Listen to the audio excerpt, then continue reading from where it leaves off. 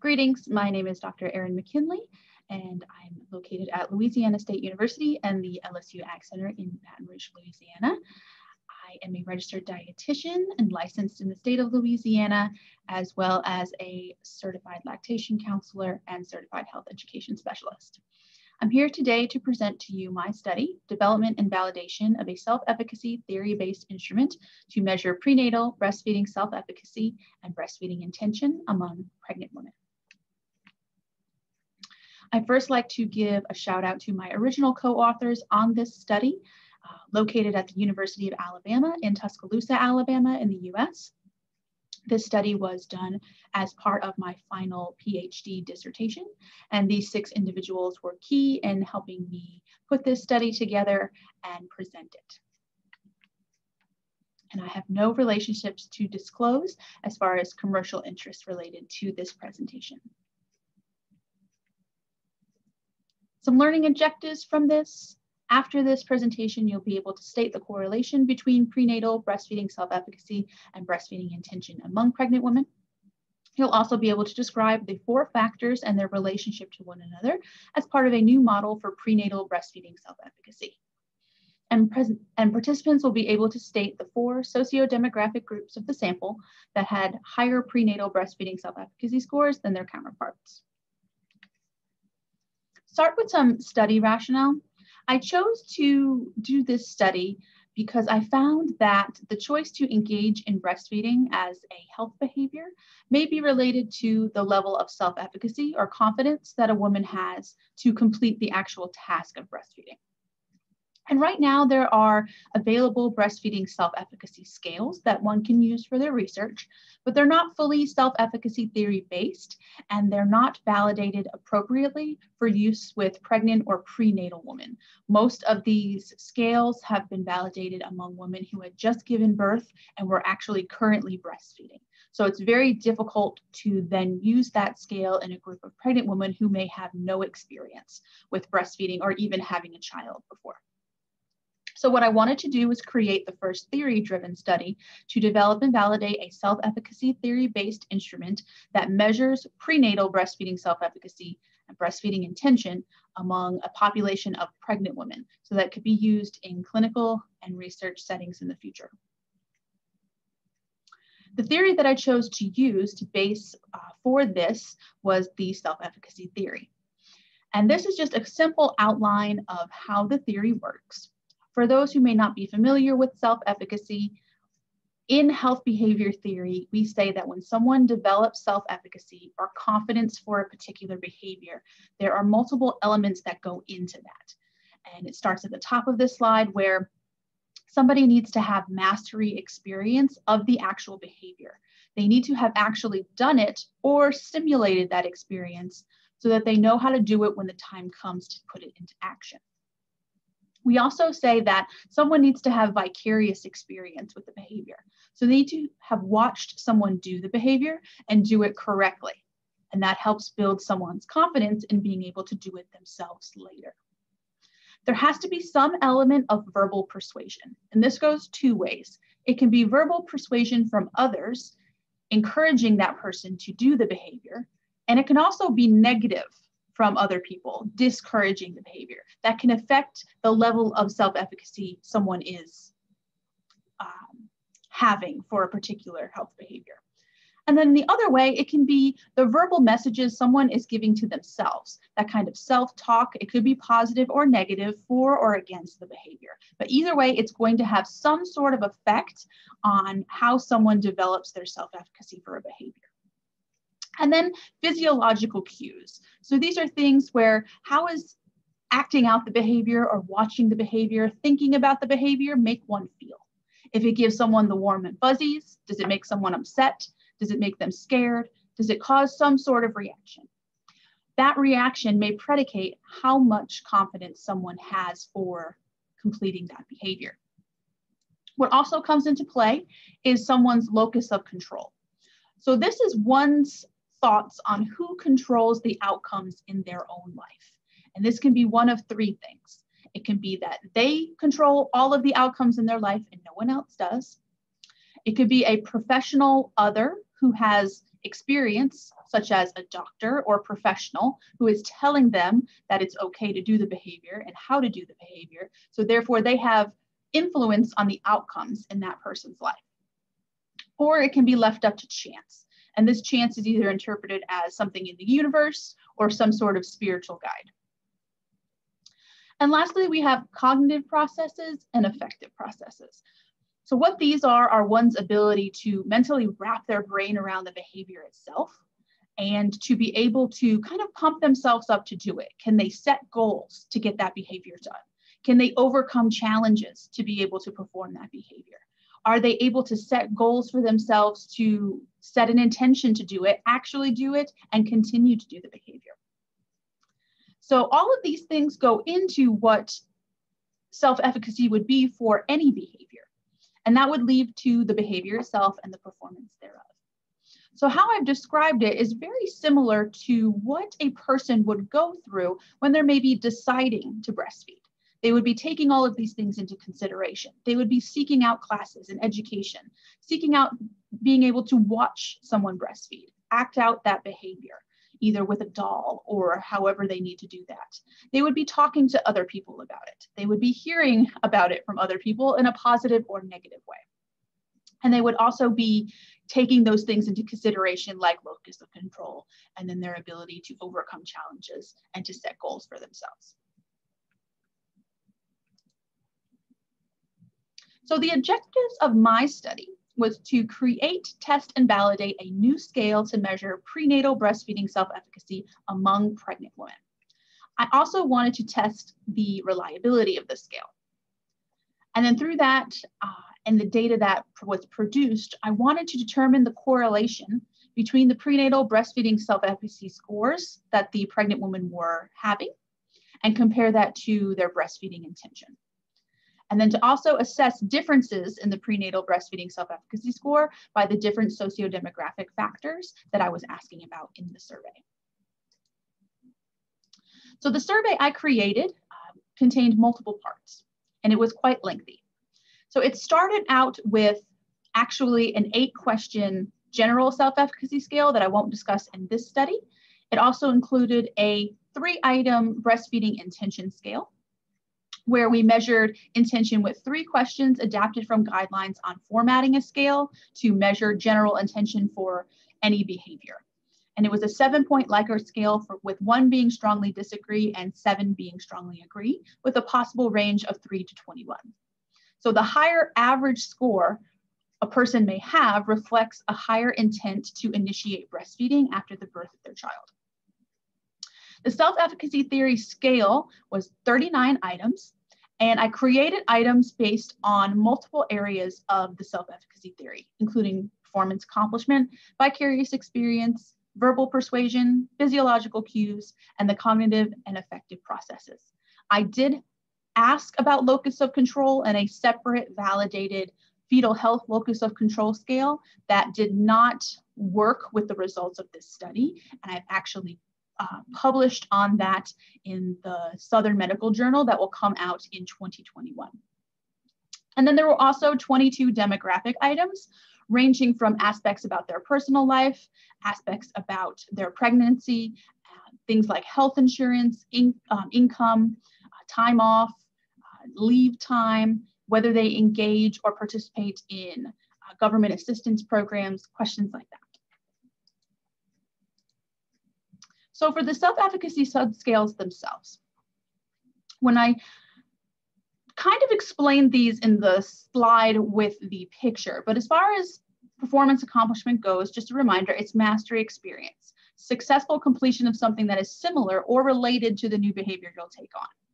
Vicarious experience is watching that other person, preferably someone who is similar to you or looks like you, so that you can be watching someone almost as if you were watching yourself. Verbal persuasion can be words of encouragement that they feel, and that's how I kind of worded the items in my scale, even though I've discussed that verbal persuasion can actually go in the opposite direction. The physiological responses are those somatic and emotional states that occur when someone's thinking about taking on that behavior. the cognitive processes are these higher mental processes such as perception, problem solving, abstract thinking about the behavior. And then affective are all the feelings and responses related to taking on that. And they tend to be more emotional related to someone's emotions, beliefs, and coping mechanisms. For the actual data collection process for this study, before we did that, since I was creating a new scale, I created the scale and ran it through an expert panel first to make sure that my items were written appropriately, they made sense for the theory, they made sense for pregnant women, and they seem to have made sense in the realm of self-efficacy. And it was an expert panel of 5 individuals from the areas of health behavior theory, breastfeeding, and instrument development. And they were looking at the survey questions and items for face and content validity. And through 2 runs of that expert panel, we were able to obtain face and content validity. After that was complete and I received IRB approval, I went to the OBGYN clinic that the full data collection study would be taking place and did a short pilot study where I recruited 5 pregnant women from the office to go through the survey for readability, to let me know if anything was confusing, anything needed to be spelled differently, worded differently, and then I was also timing them for how long they took to take the survey. After the pilot study, it was found that only one of the demographic questions needed to be reworded a little bit differently to be a little bit better understood by the participants. So shortly thereafter, I was able to start the full data collection at the OBGYN clinic, and it was the University Medical Center's OBGYN office on the University of Alabama's campus in Tuscaloosa, Alabama. And I was located in the waiting area, and I approached all the women that came into the office that appeared to be pregnant, or it was very obvious that they were not there for non-pregnancy, or they were there for pregnancy reasons. So to be included in the study, they had to be 18 years of age or older and be pregnant with 1 child. I was able to recruit 124 participants that remained in the final analysis. The average age of these women was 26.2 years, give or take about 5 years, and they ranged from 18 to 38 years old. For each of the participants, when they filled out the survey with me in the office, they received $5 in cash. And to complete the reliability portion of the study, I asked them if they were interested in doing so, and if they were sent home with an envelope that contained the same exact survey and instructions to take that survey about 2 weeks later and mail it back to me at my office on campus. The participants who were successful in doing so were put into a drawing for one of 10 $25 Walmart gift cards. So here are some sample demographics from the women who completed the study. So on average, the participants, like I said, they're about 26 years of age. And here on this table, a higher percentage of women were African American, unmarried, and in their 3rd trimester of pregnancy. 38% of the participants had completed some college education, while about 16% held a bachelor's degree or higher. A third of the women, about 33%, indicated their current pregnancy would be their very first child. Among the women who had children already, 58.5% of these indicated that they had prior experience breastfeeding a child.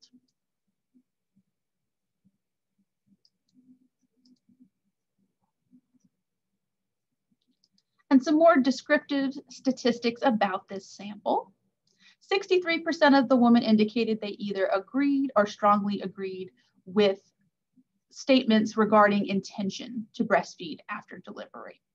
The participants had a mean prenatal breastfeeding self-efficacy score of 299.5 with a range of 0 to 390. So that means there are women who chose all zeros for each of the 39 breastfeeding self-efficacy questions. And there are some that chose all 10 for all 39 questions.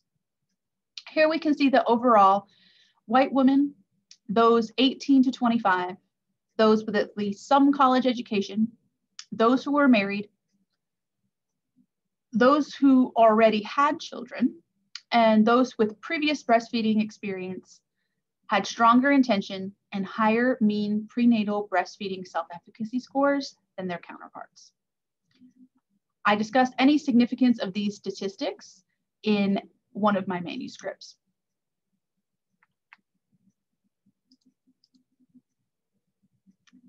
So looking at some more results, I attempted a confirmatory factor analysis, and it was determined that the model that I created didn't exactly fit the data that was provided by this population.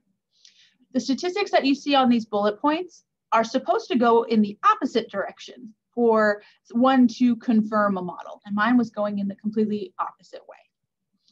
So what I decided to do was an exploratory factor analysis, and that was able to show that there were 4 factors that explained about 74% of the variance, and all had loadings that were at least over 0.4, so not super, super strong, but over the 0.3 that we really look for when we're doing factor analysis.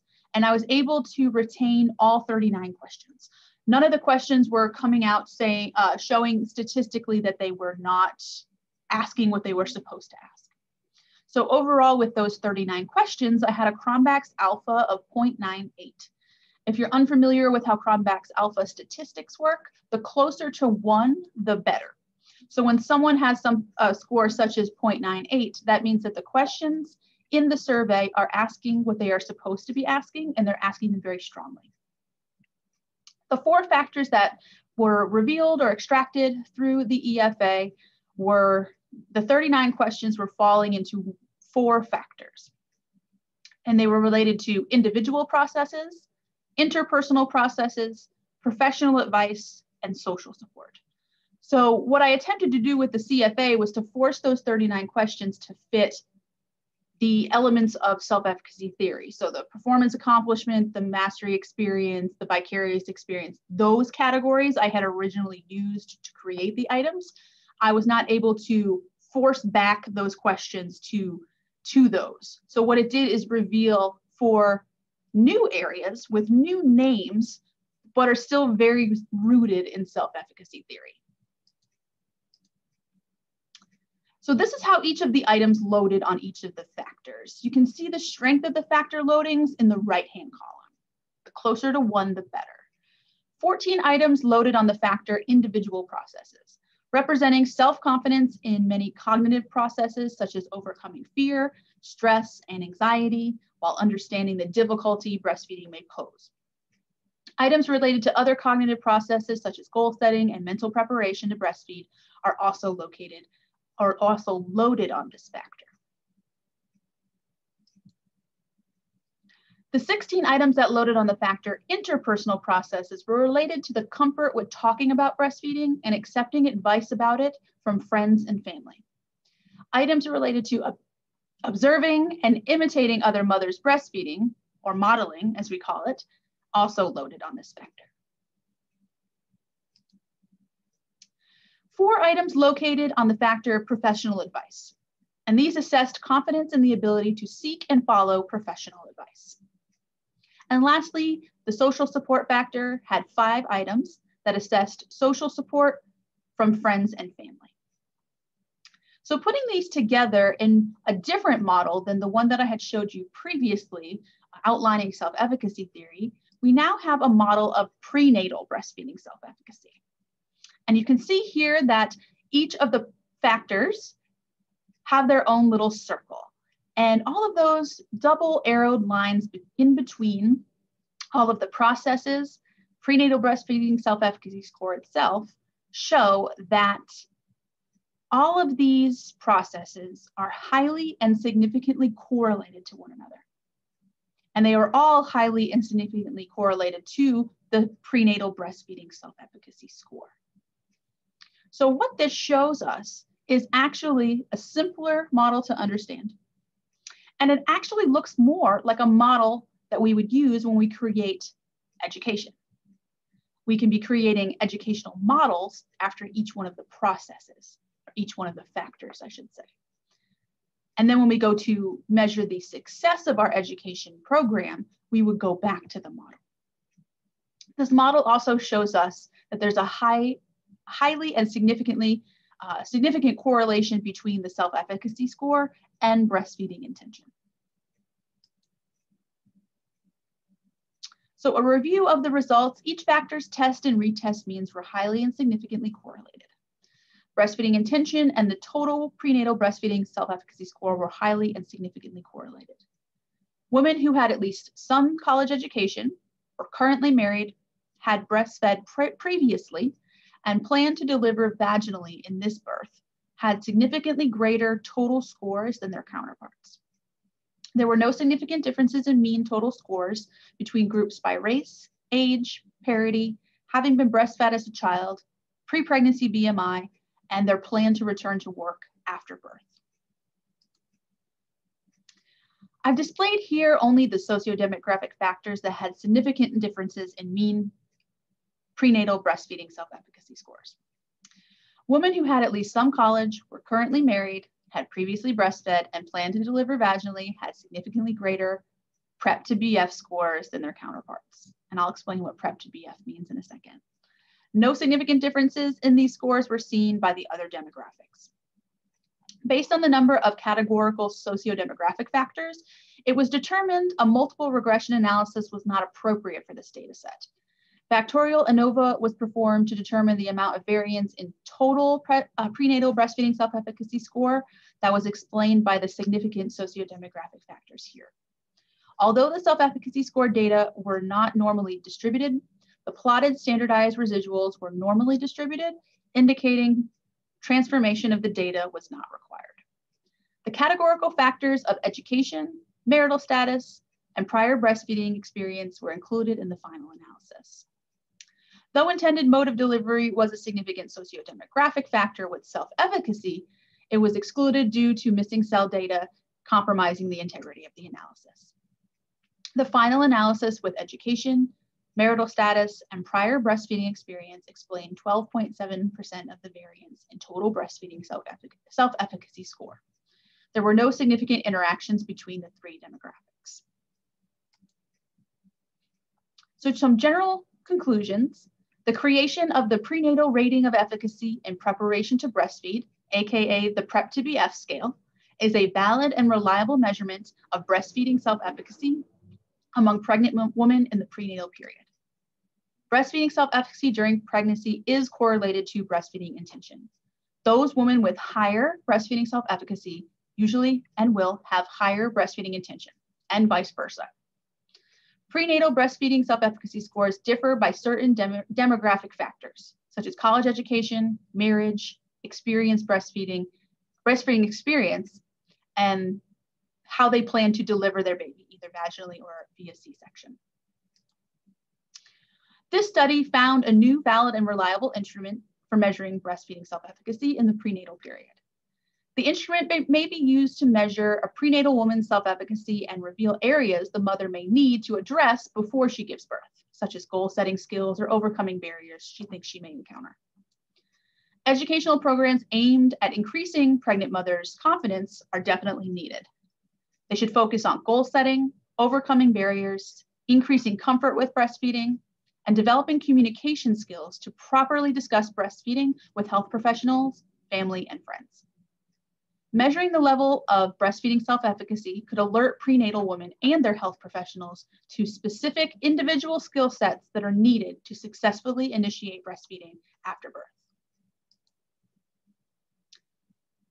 Currently, there are 2 published manuscripts about this scale. The first is published in the Journal of Human Lactation in 2019. And with my permission, the scale was recently translated and revalidated in Turkish.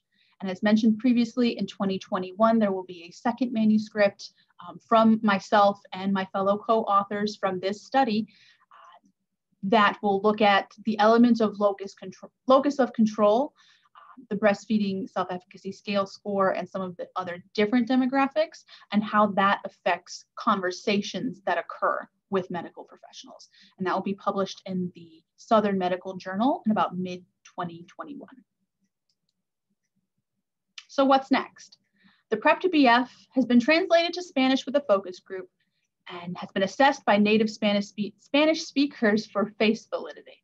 It's now ready for full validity and a reliability study that will most likely take place in 2021. COVID-19 put a little dent in that plan. I'm also working on a new valid breastfeeding understanding scale. I have one that was created, but it needs some work. And hopefully between now and maybe fall of 2022, I'll be able to wrap up my current COVID-19 study. We are assessing prenatal breastfeeding self-efficacy using the PrEP to BF scale. We're looking at breastfeeding intention among pregnant women and knowledge among them about breastfeeding, pregnancy, and other elements with regard to COVID-19. So this is a larger, more diverse national US sample, all 50 states and all 5 territories that are now taking the PrEP to BF scale so that I can revalidate it and look at the reliability to see if it can get stronger in its statistics. I'm also following up with the pregnant participants about 6 weeks postpartum to get that reliability done. And then I'm also assessing many aspects about pregnancy and infant feeding in light of COVID-19. So there'll probably be multiple conference abstracts and multiple manuscripts that come out of that. I have several slides here on the references that were used for this study. These are also listed in the first publication that I had on my previous slide. And I hope to see you in the Q&A to answer all of your questions. Thank you.